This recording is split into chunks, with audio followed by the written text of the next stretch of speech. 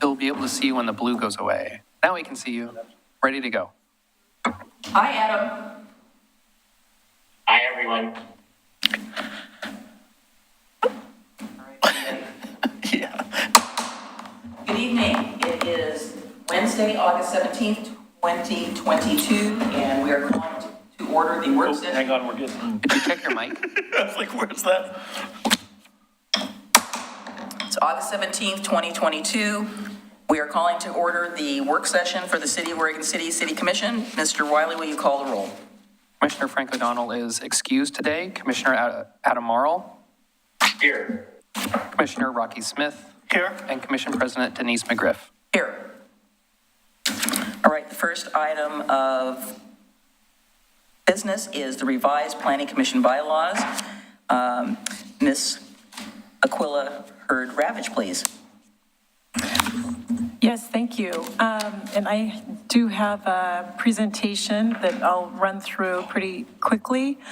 And our vice chair and chair of the planning commission are here and can answer any questions or partake in any discussion at the end. So the purpose of tonight's discussion is really just to present the bylaws that they worked on and kind of do a courtesy check-in. The issue first came up when some of the planning commission members identified some typos and refinements that they wanted to make. And they reviewed the bylaws at a work session in June, and then staff made edits, and we came back to another work session in July. And at that point, they voted to basically come present a kind of courtesy copy of the bylaws. What do you mean courtesy copy? Thank you for that clarification, kind of a courtesy check-in. Oh, maybe I got too close there, sorry. And the check-in is basically because the planning commission will adopt their own bylaws, but they wanted to just talk to you, talk to the city commission about it. Is that, is that a little more clear? So the things that were revised were basically, there are a few typographical and spelling errors, and that's kind of what started the whole editing process. And then when we started looking at it, we found a few areas that needed to get updated to reflect current practices and also to reflect, I think, some recent changes to the charter.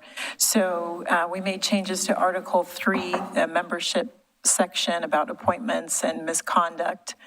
Article 5, organization procedures, and we added a clause, if you will, about adjournment and when meetings can be canceled. And then Article 6 is duties of officers, and in that one, we essentially just put in the land use, quasi-judicial land use timing requirements, and put that under the chair as one of the chair's duties to manage that time. Part of this was to make sure that the bylaws actually reflected what was in the municipal code as well, because there are a couple of things that were just a little bit out of sync. So that's where we're at tonight, just this quick check-in. And so they, like I said, they had agreed to present these bylaws to you and take any feedback if there is any. And then the next step is to adopt the bylaws at a regular meeting, at their meeting next Monday on the 22nd. And that is the presentation I have. And if you have any questions or discussion, our chair, Dirk Schlagenhofer, and the vice chair, Mike Mitchell, are here to answer any questions. I think the clicker lost, sometimes the connection loses, but that's okay. But that's the point where we're at. Okay, well, the only couple of things I saw were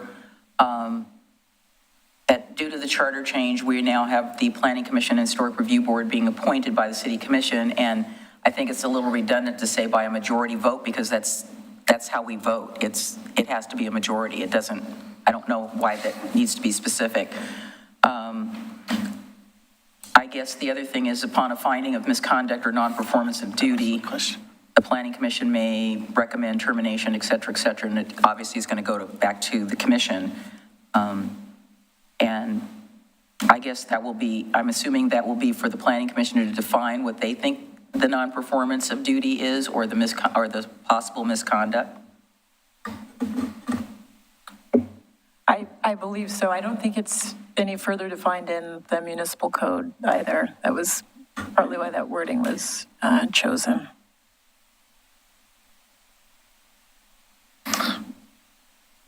And I guess the question I have on that is if there's misconduct that's not brought by the planning commission to the city commission can't take any action unless the planning commission brings it, right?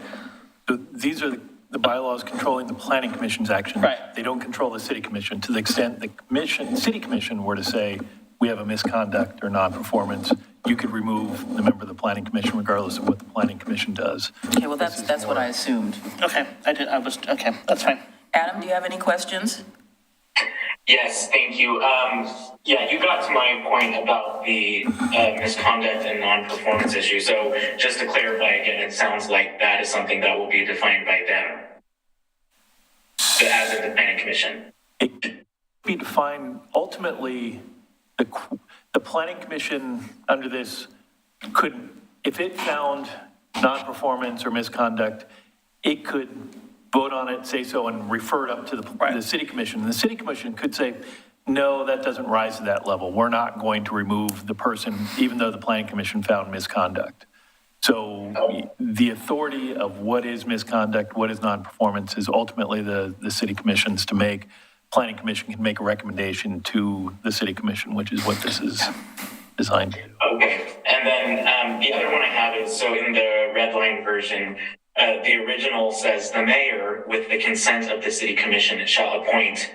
And so where I'm confused is that doesn't seem to match up with what the charter used to be. I know that we're changing it to be up to speed with the new charter change, but reading that, it doesn't seem like the planning commission operated that way with consent of the city commission in the past. So I'm just looking for clarity there, because it sounds as though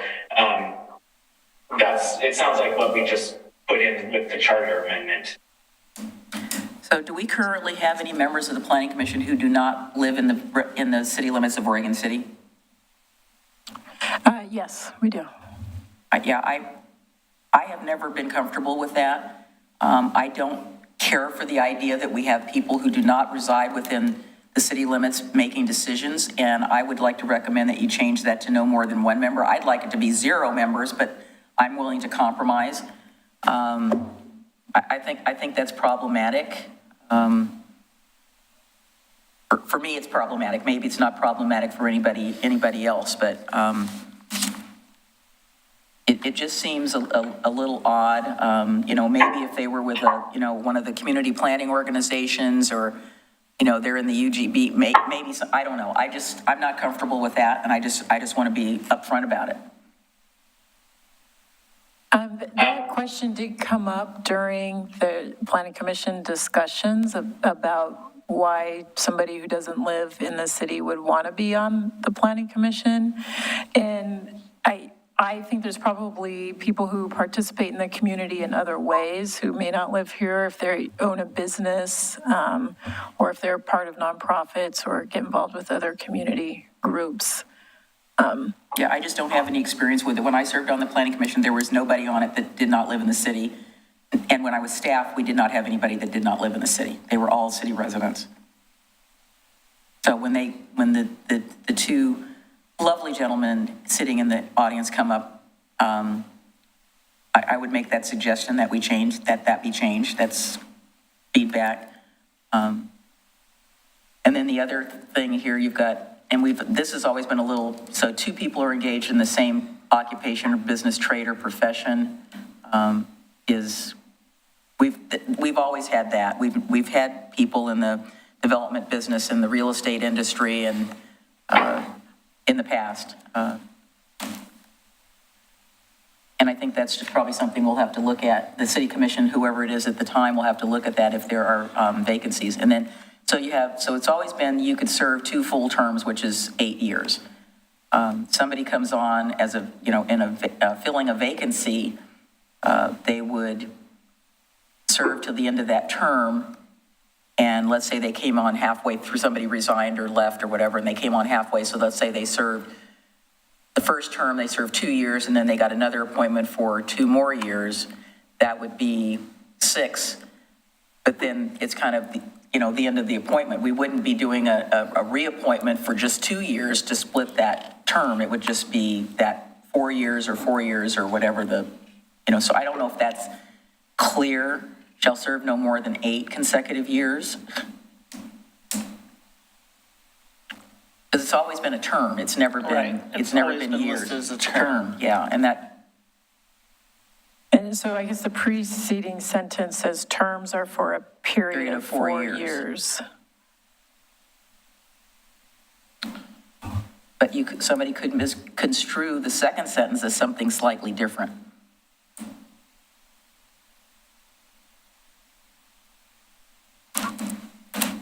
Yeah, because if they, You can make Mike come with you too, you don't have to be up there I think alone. Adam had Adam, go something ahead, on Adam. the other piece. Just jump in.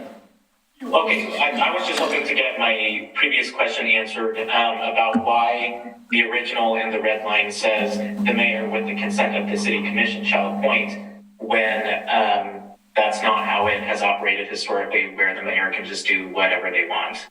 I think it was just an inconsistency between the bylaws and what the municipal code requires.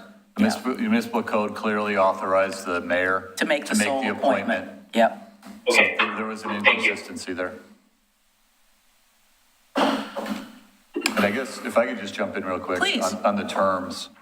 I understand, because I think what we're going to run into is, one, we do have people that leave midterm. Right. So then what do you do? They don't line up with The way I read this, it would be if you were appointed and you served 2 years to fill someone's vacancy, then you were appointed for another 4, we would not appoint you again because you would max out at 8.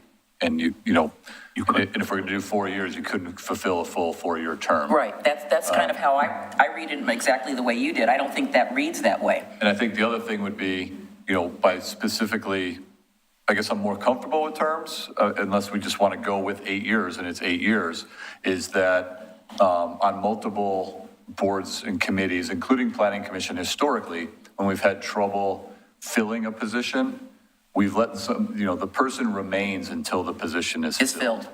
So that could mean if their second term would have expired December 31st, but we couldn't find anybody in order to make sure that we maintained a full, in this case, Planning Commission, we would allow that person to remain until we were able to fill that position, which would mean they exceeded the 8 years or the 2 Right. terms. Yeah, well, I can tell you that's not how it was applied in previous administrations while I was on the Planning Commission.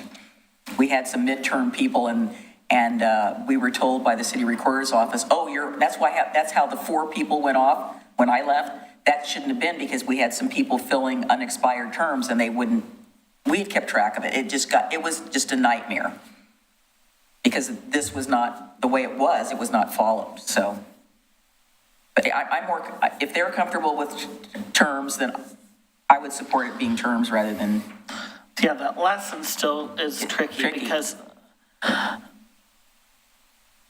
it doesn't align with the terms. And that's what we're saying, And if it's a term. somebody, if it was worded that you're completing someone else's term, then that applies to your total 8 years. But this makes it seem like, okay, if you got midterm, 2 years after, you could do 2 and then do another term, and then you'd still be able to go for half another one, but that doesn't align with. We don't do half It doesn't terms. align, Yeah, so. We don't do half terms. It's confusing. I may be wrong, but my recollection is that 8 years matches up the language that's in the code. Yeah, I was just pointing that out to the manager. The language in this section just matches what's in the code.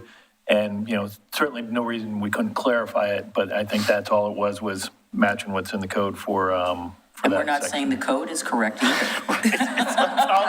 It's always been confusing. Yeah. Okay. Go ahead, you guys. Well, maybe we need to add something that it's no more than 2 terms and no more than a maximum of 8 years, so. just because it's 2 terms and maybe 5, might be 4 years, 1 month, but. Well, and No the more fact than that 2 they terms? can actually do 3 terms as long as it's not consecutive. Yeah, that's another question. If you serve 2 Because you terms, can you take a break and then do another term? Yeah, you can. Okay, so no more than do 2 consecutive terms and 8 consecutive years. Fox. Adam. Yeah, yeah, I know, that's. Do we get that now? It's all clear? Your face did We're the getting same in, thing my brain we're getting into the territory of why I wanted that third ballot measure on. Yeah, adding a sentence is confusing. I don't see that that's a major conflict between the code and your bylaws. It's like,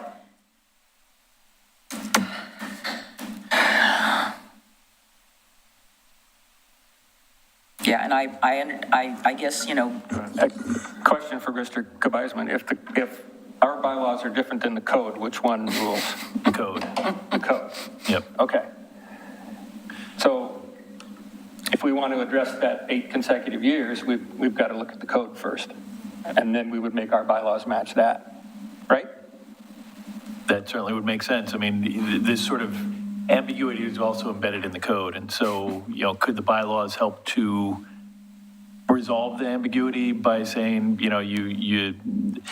can serve no more than 2, essentially, you can be appointed to no more than 2 full or partial terms is what we're getting at. Well, actually, I suppose I'd have to think about it more, but that well, does I mean, quite capture it. you could have this scenario. So you have Jim Jones, who served 1 full term, then comes back and serves another full term. Then basically somebody leaves the planning commission and they say, oh, well, let's get Jim Jones back on. He can fill that unexpired term, but we wouldn't be able to do that. Right. And here's another scenario. Your first appointment was for how many years? 3 years. 3. Right. And he was just reappointed for 4. So That's there's because 7. we had the Right. 4 go off So you and can't they do the last staggered. year. You They can't do it. staggered. So what happens Yeah. 4 years from You're stuck now? at 7. Exactly, which is Yeah. why we told the recorder at the time that was not right what Yeah, they were it's- doing. Yeah, you're stuck at 7 because you couldn't. And there are several commissioners that have that situation where their first term was in order to Right. correct. that. Yes, in order to get back on the cycle with Right. 4 people going off at the same time, it's supposed to be 2 and 2 and, So, And so one. those folks will end up serving 2 terms, but less than 8 years. exactly. And that was to get it back in sync because it was not in sync. Right. We cannot have the planning commission go, everybody leave we can't do that again. That really decimated the planning commission. Caused a lot of problems.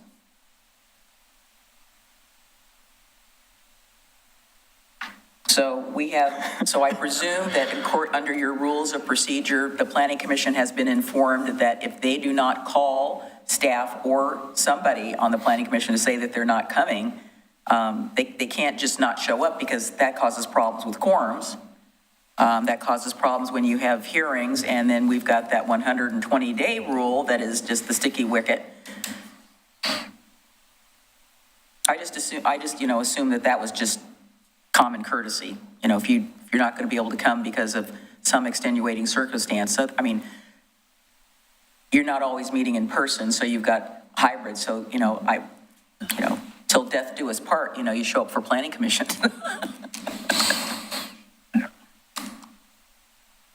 Well, those are my comments. You have any others, Adam?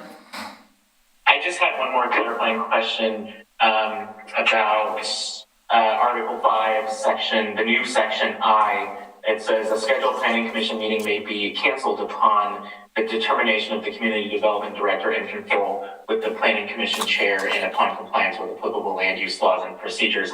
I'm just wondering what the rationale was for that, because if I'm remembering correctly, we don't have that for city commission. Is that correct? I believe so. Were you all able to hear him? Section, so I, Yeah, under I, scheduled planning commission meeting may be canceled upon determination of the community development director in, I don't think that's a conferral. That's not the right word. So the In purpose, consultation with the planning commission chair, is that what that means, supposed to mean? the purpose of the change was because since staff really kind of controls what's on the agenda, the original wording says a majority of the planning commissioners, but we wouldn't necessarily call a meeting to cancel the meeting. So if we don't have any items on the agenda, if we don't have anything for September 22nd, then I confer with the chair and say we don't have any items for this meeting and we Work are session, going to cancel it. work session. You schedule a work session. Schedule a work session to cancel the regular meeting. Yeah, so you, But we don't take votes in the No. work session. no. Yeah, the other part is you're not going to have a majority there, so the commission can't take any action. But it's an opportunity to have, to have discussions about other things, so it's like leave it on I your think that schedule. staff should be able to manage the workflow, and if we don't have applications in a work plan that necessitates a meeting, this just clears up that we're going to cancel the meeting. So I do like the part where the chair can assess the audience, and I think that the chair should have the flexibility in consultation with the vice chair, that if it looks like somebody needs a scotch more time, that they could have it. We're not going to be, we know how people have lots to say. If I may, I just want to make sure that Commissioner Marl's question was answered about. Yes, Okay. yeah, thank you. That makes sense. Could someone explain what the process is that we use for city commission? For Canceling a canceling a meeting? Yes. Tony says we're not having a meeting, we don't have a meeting. I was trying to think, the one at the beginning of August was like the first one I can remember canceling for lack of a quorum, yeah. unless we've communicated beforehand, like, it's running up on Thanksgiving, and it's like, we don't think we need to meet. Right. And I just let Sometimes the it's a commission holiday know thing that or- I'm Yeah. not going to schedule a meeting. Yeah. Okay, that makes sense. Okay. Thank Well, you. I think we're good. You've heard our comments, and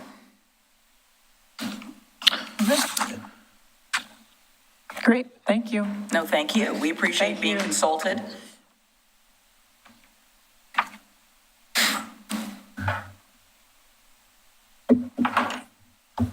But I did have that word I was mentioning, that's the wrong word, where it says conferral. Did you mean confer? And determination of the community development director in confer, I don't know that word. Do you see it, Quilla? Yeah, I see it. I was trying to look up the definition because I think Ms. Richter helped us compose some of these, and so I was just wondering if that was like a term Is it a that she real, uses. Conferral is the noun form of the verb confer. well, Consultation may be easier. consultation would be clearer. I didn't have time to look it up on my dictionary. I just looked at that To and said, have okay, is that discussions like a or real word? exchange opinions. Sure. Yeah. Handy dandy internet says that conferral is presenting an award to somebody. It's not having a conference I with don't think somebody. you're presenting an award. I don't think you're presenting an we need a award. different Yeah, word. then we need to change it. The second definition is to have discussions or exchange opinions. Yeah, okay. Yes, Yeah. I like that. I don't know where it is. The community development director will award the planning commission chair an audience. Maybe just for cleaning it up, put consultation. All right, so who's got item number 2? Thank you, gentlemen. We certainly appreciate it. Thanks for the hard work. Crack the whip. So the next item I'll take is the creation of the Oregon City Youth Advisory Commission. I want to thank Commissioner Morrow. He put a ton of effort into putting this together. So really, I took, after our last discussion, when we reviewed kind of the proposal that he put together, I took a majority of what he had identified and tried to create municipal codes similar to a planning commission or historic review board and how that's set up in our code. So that's attached. One of the questions was, what would it take to implement this? How much would it cost? And then the commission really wanted to see a strong connection with the Oregon City High School as well. So in thinking about this, one of the objectives is to put together this youth commission that does outreach to youth, puts on 1 to 2 community events a year. So as part of that, I proposed $10,000 to be utilized through approval of either the manager through the budgeting process or the commission. But if we're going to put on successful events, we need to be able to, provide refreshments, do marketing and whatnot. So I don't know that we're going to nearly spend all that, but having money available to put on an event that gets created through this youth commission, if it's created, would be helpful. The other part of this was how do we staff this? What I've proposed is a 1/2 FTE employee to staff and manage a newly created youth commission. The position would be a community engagement coordinator, which could serve the youth advisory commission, potentially the citizen involved committee, expand community engagement, we've talked endlessly about volunteers, how we manage volunteers, keep those lists. I think that there are plenty of things that we've wanted to have that a position like that would be beneficial to the implementation of this position, but also other needs that we've historically seen in the city. And then I was able to meet with the Oregon City Superintendent, Dr. Spitzer, this afternoon. We talked about multiple issues, multiple opportunities for working together. This was one as well. She had some experience in Hillsborough at her previous position as the assistant superintendent of Hillsborough, had a youth advisory council, I believe it was called. So she had so she was definitely willing to explore the opportunity. Thought it'd be a good opportunity to be able to, work with the city from the school district standpoint to create some of those relationships and potentially have that synergy between what we can provide from, how governance works, reaching out to the community and what they're doing with some of the classwork. Did you say it was through the city of Hillsborough? Yes. Okay, well, I will then consult with Mayor Callaway and get some comments from him. I would like to do that. I think my biggest concern when we talked about this before is, number one, I think it's too big. I think 7 members is plenty. I think 9 is too much. I also feel very strongly about the fact that I think there ought to be an opportunity for someone who is in the 9th grade. And the reason I say that is because most people have not gone through high school. I did not go to a 4-year high school. I went to a 3-year middle school, which is what they call it now. And when I entered high school, it was as a sophomore. The school that I attended spent a lot of time with the freshman class, as they would have been called in high school, cultivating leadership. And I think that is a good opportunity for somebody in one of the middle schools to participate in this, to get, as you say, leadership training. So I didn't want to totally exclude it to that, but we have 4-year schools here, so I'm hoping that, we can look at a variety of students, not just seniors who are going crazy towards the end of the year. But Under membership of the Youth Advisory Committee shall be high school students at the time of swearing in, so that would be freshmen. Incoming freshmen. And The only restriction we put was that they had to be a junior or senior to be the chair or the vice chair. Yeah. Yeah, I don't have any problem with that. That's fine.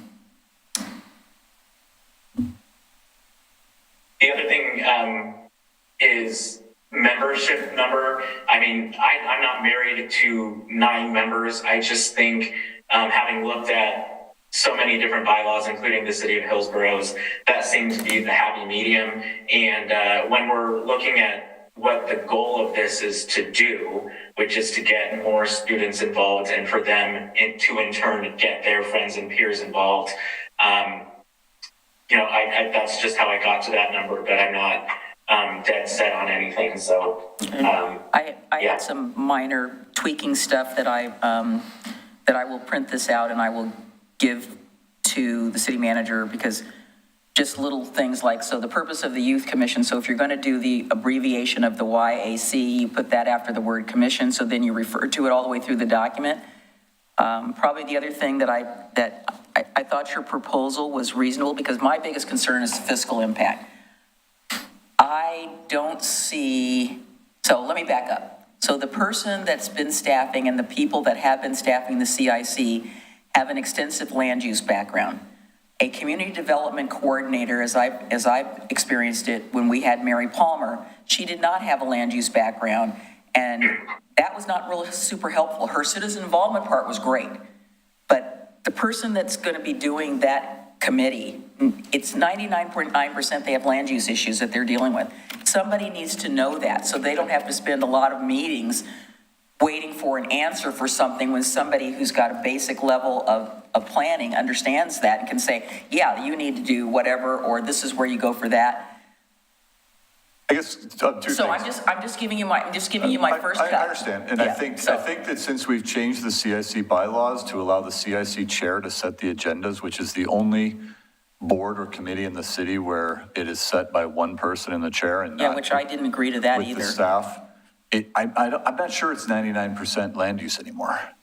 We bring in the police chief, we bring in public works regularly. And to have a senior planner there to run a meeting and prepare notes, I'm not sure is the best use. It's not that we wouldn't be available. If there's an issue, we will be there. I'm just not sure that's the best use Well, we can of that talk time. about it further. I've been substituting at the committee for Mr. Morrow for the last few months, and, I can tell you what, and it's like, they might not come up here, but it comes up at the back end. Sure. There's always, and I mean. We're just trying to, Yeah, with the limited I staff that understand. we have available, having the senior planner doing mailings, we're trying to get folks doing the work that, one, we're paying them for, and that their skill level is at. And so it's just an idea to try to help have, someone who can dedicate time specifically to that committee, because it does take time. It takes Of quite course a bit. it does. Yep. They all take time. Yep. And I guess one thing, Commissioner Morrow, when I was putting in the responsibilities, I was getting a little nervous of how much we were asking, and I was hoping, originally, the one thing I left off was that each of the members were going to be on a board or committee other than City Commission, Planning Commission, or HRB. So I will do what the commission wants, but I was just a little nervous when we're asking them to do a retreat, 3 community events, 1 open house with the youth. That's a lot. And then prepare an annual report to present to the commission in the school year. So from essentially September through June. I was just worried about the time commitment to then have potentially another meeting. Not that we wouldn't encourage them to attend, but, so I left that one off, but I can add it back in if. I agree with you. I mean, let's all think back to what our last 3 years of high school were. I mean, if you were involved in anything at all, as we probably all were. I mean, I was in student government. I was in probably every club we had. I was in pep rally. When, we went to debate tournaments. I mean, life was very, very full. My parents, they were my personal taxi service. Denise had to go everywhere, so I can only imagine. And I say that realizing that our Parks and Rec Advisory Committee does have a youth position that we Right. have not filled yet. And the library actually has a youth committee as Yes, well.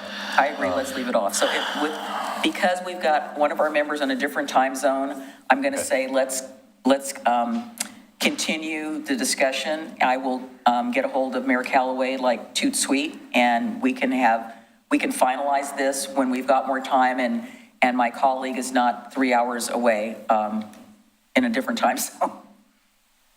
My only comments are similar to the ones that have already been talked about my only worry about the 9 versus 7 members is finding enough Right. kids to be a Yeah, part of it. and 7 is going to be a task. And as so it is. that's but, if we can find that many, that'd be great. I don't care either way, but I think the responsibilities and that is going to be the trick. Yeah. When they see that, they're probably all going to freak out, but Right. we can try for it. I think Commissioner Marl had his hand up too. Yeah. Go ahead, just jump in.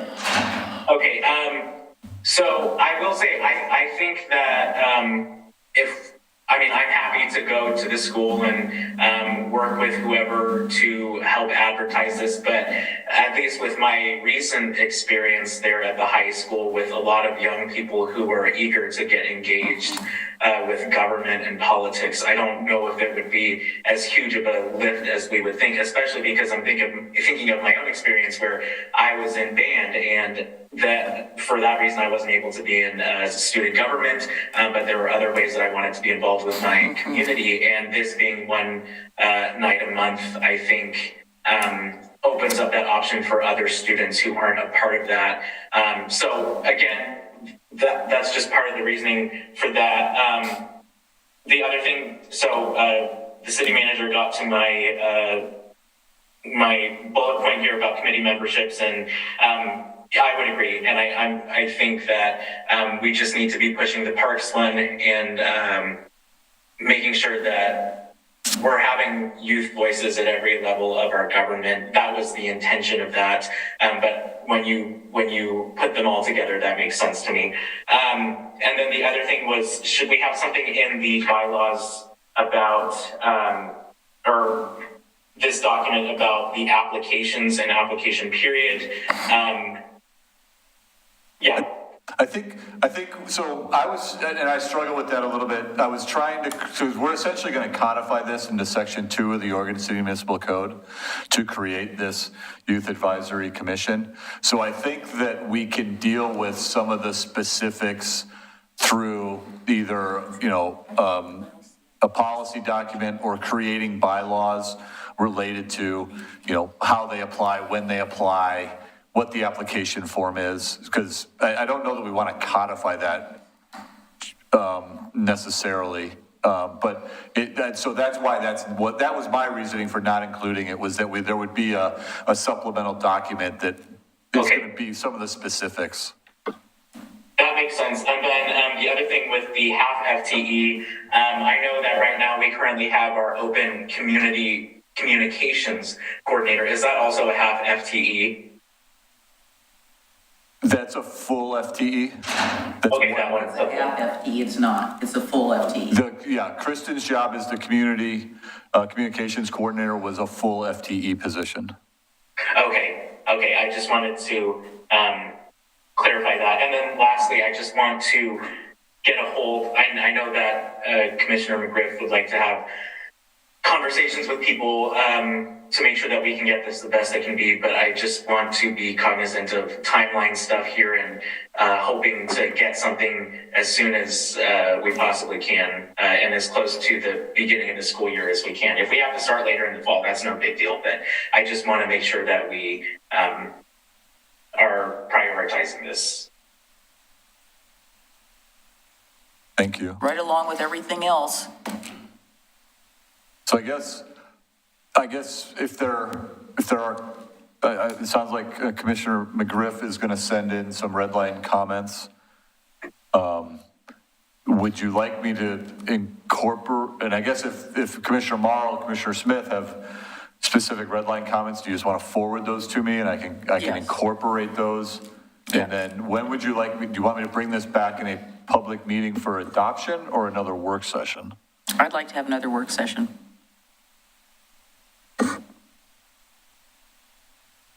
Commissioner Smith and Morrow, where are you?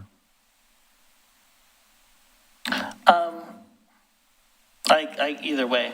I mean, I've looked at most of it. I don't know that there'll be, massive changes enough to warrant another whole work session, but I feel pretty It can comfortable with take a it. small portion of the work session, Yeah. not a whole work session.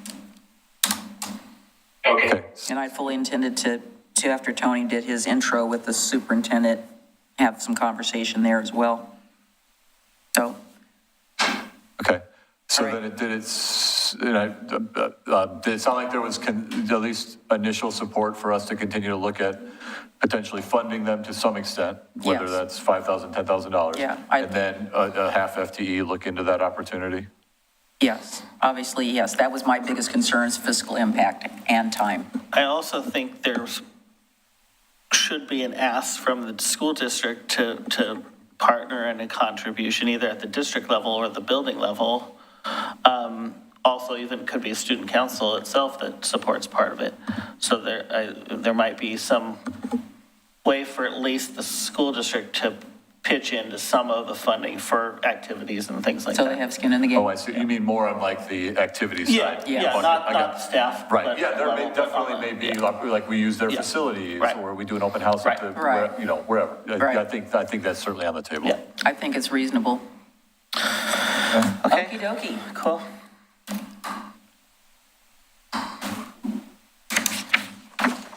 I think that's all that I have then for tonight. Okay, cool, that's all we have. Yeah, Do you have we're good. anything? Shall I go around the room?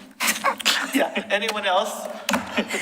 Any staff have any other work Because session items? we gotta that you burn want to 15, we add? gotta burn 15 We have minutes. 15 minutes we have to burn right here, so come on up with all your needs and wants, we'll just approve everything, okay? Oh, here comes.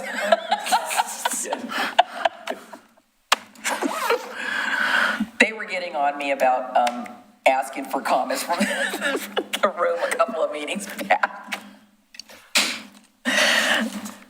But yeah, we can't start the next Rick? meeting early anyway, so we still have time, so we'll have a nice break. Yeah. I had a quick question as to what exactly you were hoping to talk about with Mayor Callaway, and like any other concerns you may have. No, what concerns? Like about what? Just what I'm I'm just gonna curious. ask them how it's been working. You know, the good, the bad, the ugly. That's sort of the questions I would ask, you know. How's it, what are the good points about it? What are the things you think that in hindsight could have been better? What suggestions would you have for us if we do this? You know, how was the recruitment? Did you have participation? Was it like pulling hen's teeth, or did, you know, kids were beating down your door to come and do this? I also have a couple of other contacts on the council as well, so I can talk to Councilor Pace, get her feedback as well.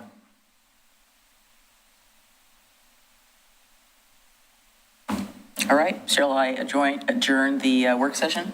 Yeah, I know Matt had something that was burning, but we can save that for later. we can talk to him on the break. Yeah, we can talk to him on the break. All right, we will adjourn the work session, and we will start promptly a few minutes before 7 so that we can get the show on the road, so to speak.